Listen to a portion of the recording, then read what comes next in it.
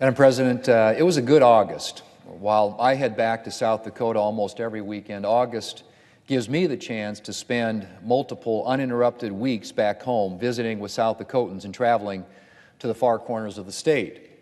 August is also fair season in South Dakota, and there is nothing better, Madam President, than a South Dakota fair. This year I got to attend the South Dakota State Fair, the Brown County Fair, the Sioux Empire Fair, the Turner County Fair, the McCook County Fair, to name a few on the list. And as usual, I had a great time at all of them. And of course, the people are the best part of the fair. Although I have to say that the fair food is not far behind. I'm still enjoying at this late date the Tubby Burger that I had at the Brown County Fair. And I would tell you, Madam President, that they don't have burgers like that here in Washington, D.C. Madam President, agriculture is the lifeblood of South Dakota, and as always, a lot of my conversations over August were centered around agriculture. Farmers and ranchers have had a very rough few years, and addressing the needs of our agriculture community is one of my top priorities in Congress. One big concern for our producers is ethanol and biodiesel. While we received some good news this year with the approval of year-round E15 sales, the ethanol industry is still facing significant challenges owing to the excess of small refinery waivers that have been issued, an issue that we continue, Madam President, to try to address. Perhaps the biggest concern for our farmers right now is trade. Multiple protracted trade disputes have exacerbated an already struggling ag economy and have left farmers and ranchers unsure how markets are going to be going forward. While ranchers received some good news in August with the announcement that the administration had reached a deal to increase U.S. beef sales to Europe, that's just a tiny fraction of what we need to be doing trade-wise. Each time I speak with the President and his administration, I tell them what South Dakota farmers have told me. We need to conclude negotiations on the various trade deals we're working on as soon as possible to open new markets and to expand existing ones, and to give agricultural producers certainty about what the playing field is going to look like going forward. One of my priorities right now is pushing for passage of the United States-Mexico-Canada Free Trade Agreement. The United States-Mexico-Canada Agreement will preserve farmers' access to two of our nation's most significant agricultural export markets, Canada and Mexico, and substantially expand market access for U.S. dairy products in Canada. Negotiations on this agreement have already been concluded. We need Democrats in the House to indicate their willingness to take it up and pass it. Madam President, August is always a great time to share with South Dakotans what I'm working on in Washington and to get their feedback, which is why I'm glad I had the opportunity to host several town hall meetings across the state, to tour numerous local businesses, and to visit nearly every corner of South Dakota. The South Dakotans know I'm a longtime member of the Senate Commerce Committee. I served as chairman of the committee in the last Congress, and I currently chair the Commerce Subcommittee on Communications, Technology, Innovation, and the Internet. This has given me the chance to address a number of issues facing Americans and South Dakotans, from the frustration of illegal robocalls to the data privacy concerns we all face in the Internet age. It's also given me the chance to focus on digital issues that affect rural states like South Dakota, particularly the lack of high-speed Internet access in rural areas. To residents of large cities, being without access to high-speed Internet is unthinkable. But for families in rural areas which lack the telecommunications infrastructure of cities and suburbs, even basic Internet access can sometimes be a struggle. Broadband access is frequently just a dream, and that has real consequences for these Americans. It's not just a matter of being able to stream Netflix without interruption. In our digital economy, a lack of reliable, high-speed Internet access means losing out on opportunities to grow your business. It means fewer educational opportunities. It means fewer healthcare resources in areas that already lack easy access to specialty care services. Telehealth promises to reduce some of the geographic barriers to care for individuals in rural areas, but it depends largely on high-speed Internet access. Then there's the rapidly developing field of precision agriculture. Precision agriculture, which uses tools like robotics and remote monitoring to help farmers manage their fields, promises to help farmers substantially increase their yields while reducing their cost. But once again, it depends on reliable access to high-speed internet. That's why I've made this issue such a priority. Nationwide, the digital divide is shrinking as more and more Americans gain access to broadband. And in South Dakota, we're ahead of the curve, thanks to people like Sioux Falls Mayor Paul Tenhaken, who has worked aggressively to remove barriers to telecommunications investment in cities like Sioux Falls.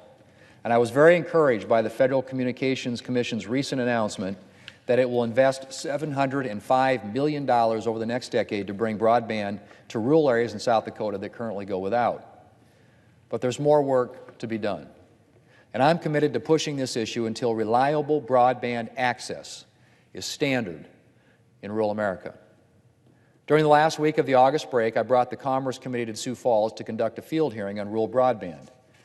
We brought an FCC commissioner with us so that he could hear directly from South Dakotans who were on the front lines of rural broadband expansion and leading the innovations that come along with it. It was a great hearing, and I'm very encouraged by the progress that we're making on the issue. And I look forward to doing more work on this issue in the coming months.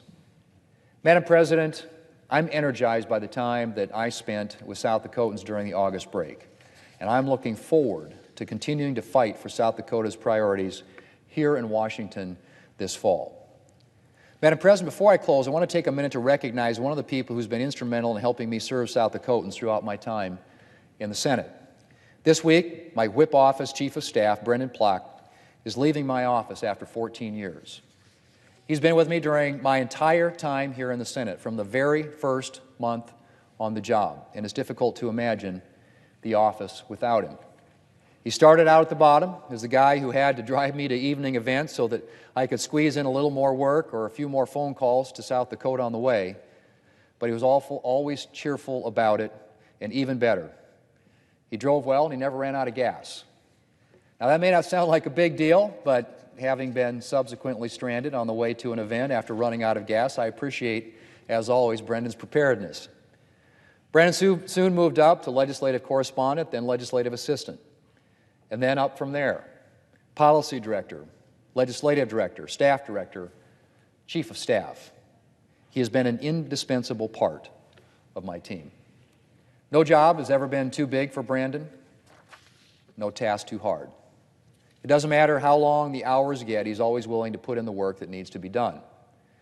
And he always stays cheerful through it all, lifting everyone else up with him. He's a natural leader who's not only exceptionally talented himself, but is great at spotting talent in others.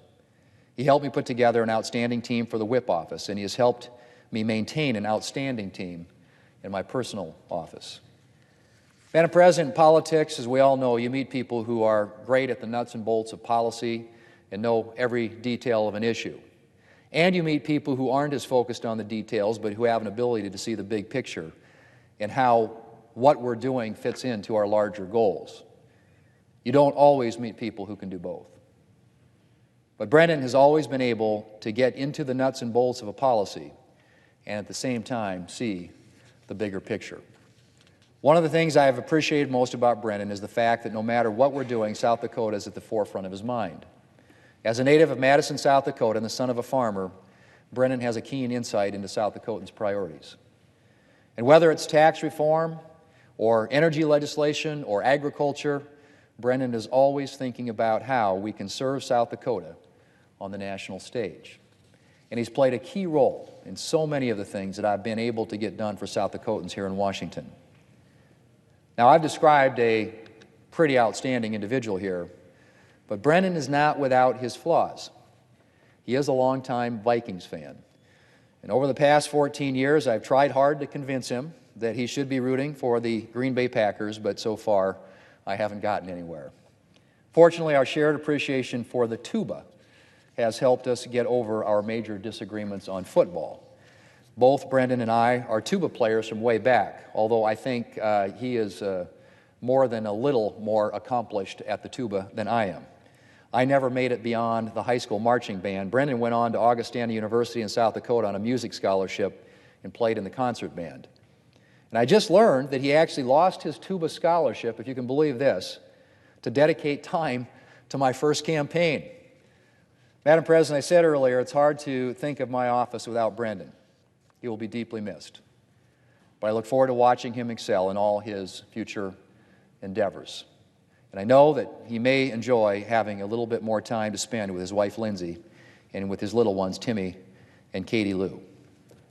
As we all know, days on the Hill can be very long. Madam President, if you ask Brendan how he got into politics, he'll tell you about the meeting he attended in college where I was the guest speaker. That meeting, Brendan says, got him interested in politics for the first time. Shortly after, he applied to work on my first Senate campaign, and the rest, as they say, is history. To hear Brendan tell it, attending that meeting was a lucky day for him. But I know that it was an even luckier day for me and for the people of South Dakota. Mr. President, I yield the floor.